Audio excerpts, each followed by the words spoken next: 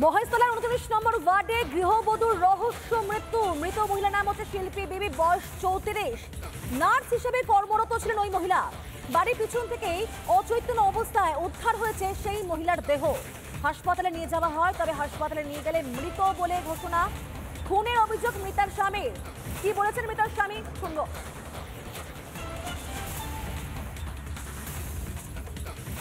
তারপরে তো পুলিশে আসলো, বলে আচ্ছা ঠিক আছে তুমি আবার দেখে নাও। পুলিশের সাথে গিয়ে দেখলাম, টর্চ মারলো, ওই দেখা শেষ। ও দেখি না ওই গলায় করে চিঠে পড়ে আছে। গলায় ওর না, ওই ম্যাচিং ওর না আত্মহত্যা না, কেউ আর কি যুদ্ধবস্তি করে ইচ্ছা করে মেরেছে। আত্মহত্যা করবে কেন? আত্মহত্যা করবে তো অন্য জায়গায় করবে। ইতিমধ্যে একজনকে আটক করেছে মহেশতলা থানার পুলিশ। তবে এই ঘটনাকে কেন্দ্র করে চাঞ্চল্য সৃষ্টি হয়েছে। কেন বা কিভাবে এই মৃত্যু হলো একাধিক ধোঁয়াশা, তবে পুরোটাই পরিষ্কার হবে ময়না তদন্তের পর। মহেশতলার 29 নম্বর ওয়ার্ডে গৃহবধূর রহস্য মৃত্যু। মৃত মহিলার নাম শিল্পী বিবি, তবে তার আত্মীয় ঠিক কি জানিয়েছেন শোনাবো। আছে চিৎভাবে এইভাবে শুয়ে আছে, দুটো হাত উপরে, পা অর্ধেক রাস্তায়, অর্ধেক মানে বডিটা পুরো জমিনে। এক পায়ে জুতো আছে, এক পায়ে জুতো নেই। তো দেয়ালের পাশে যে বাড়ির পিছনে পড়েছিল, ওই দেয়ালের পাশে একটা ফোন, ওনার যে ফোনটা আর মানি ব্যাগ আর গলায় একটা চেন সোনার লকেট ছিল, ওখানে স্পটে পড়েছিল। ওটা আমাদের এটাই মনে হচ্ছে যে ওনাকে কেউ কোনোভাবে মেরেছে। জেলা প্রশাসনের প্রকল্পে আপত্তি এবং সেখানে এখন প্রতিবাদ করেন মহিলারা। তাতে একেবারে রেগে চোটে লাল তৃণমূল নেতৃত্ব। মহিলাদেরকে বেধড়ক মারধর করলেন সেখানকার পঞ্চায়েত তৃণমূল সদস্য। আর সেই ভিডিও রীতিমতো ভাইরাল, তুঙ্গে এখন চর্চা। দেখো, অনেকক্ষণ ধরে মা বোনরা বসে আছেন, সবাই বসে আছেন। 21-এর নির্বাচনে এই মারা বসে আছেন বলেই কিন্তু আজকে আমরা বক্তব্য রাখতে পারছি।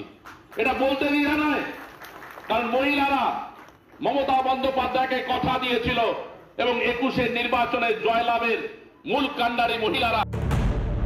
শুনলেন তো কি বলছেন তৃণমূল নেতারা? এবার দেখুন কাজ।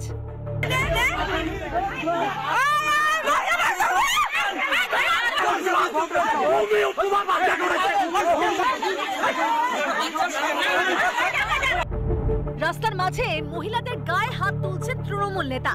এই কীর্তিমান ফালাকাটার কুঞ্জনগরে তৃণমূল পঞ্চায়েত সদস্য অসিত কর। একটা পঞ্চায়েতের উপরে ভরসা, সেই ভরসাটা আজকের পরে থাকবে না আশা করি, কারণ এতগুলো মহিলাকে ওনারা হাত তুলছে। জানা যাচ্ছে এলাকায় একটি প্রকল্পের কাজ চলছিল, আর তাতেই আপত্তি জানান স্থানীয় বাসিন্দারা।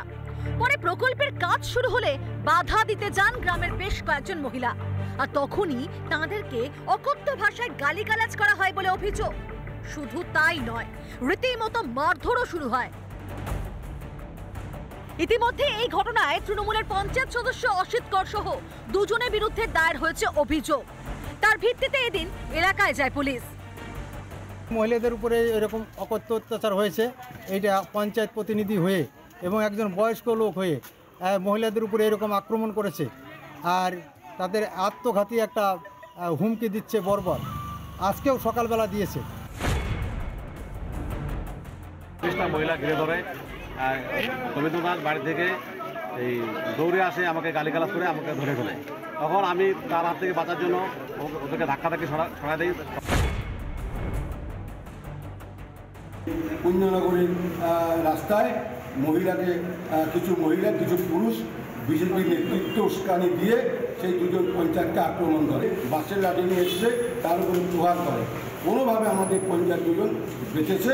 অসিত কর যেভাবে মহিলাদের উপরে চড়াও হয়ে তাদেরকে লাথি মেরে, ঘুষি মেরে, ধাক্কা মেরে ফেলে দিলেন, এই গুন্ডামি এটা তৃণমূলের আমলেই সম্ভব। এমনিতেই কসবা কাণ্ডের পর নারী নিরাপত্তা নিয়ে তৃণমূলের অস্বস্তি তুঙ্গে।